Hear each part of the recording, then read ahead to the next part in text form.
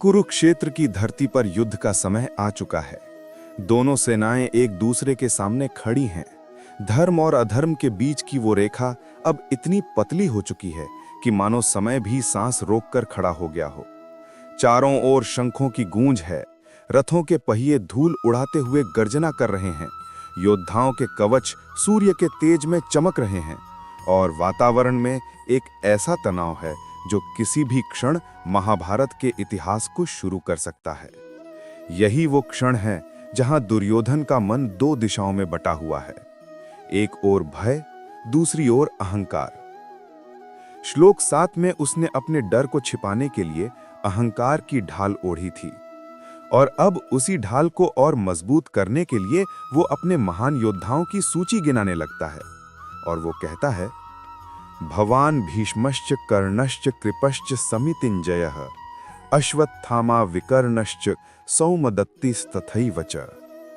दुर्योधन श्रद्धा और बनावटी आत्मविश्वास से भरे स्वर में कहता है, आचार्य, आप स्वयं, पितामह भीष्म, महारथी कर्ण, समर विजेता कृपाचार्य, अश्वत्थामा, विकर्ण और सौमदत्ति का वीर पुत्र, ये सभी मेरे पक्ष के महान नायक हैं। पर क्या सच में वो द्रोणाचार्य को ये बताना चाहता है?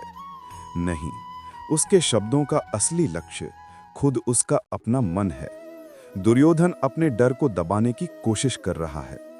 भीष्म, कर्ण, कृप, अश्वत्थामा, इतने महान योद्धाओं का नाम लेने का उद्देश्य द्रोणाचार्य को जानकारी देना नहीं है। इसका उद्देश्य है अपने भीतर उठते भय को शांत करना। ये वही स्थिति है जब मन अंदर से टूट रहा होता है तो व्यक्ति ऊंची ऊंची आवाजों में अपनी ताकत गिनाने लगता है। नाम गिनाना मतलब सुरक्षा खोजने की कोशिश। जिस तरह बच्चा अंधेरे में मंत्र बोलकर डर कम करता है, उसी तरह दुर्योधन नामों की गिनती करके अपने भीतर भरोसा पैदा कर रहा है। मन की ये मनोवैज्ञानिक चाल गहरी है।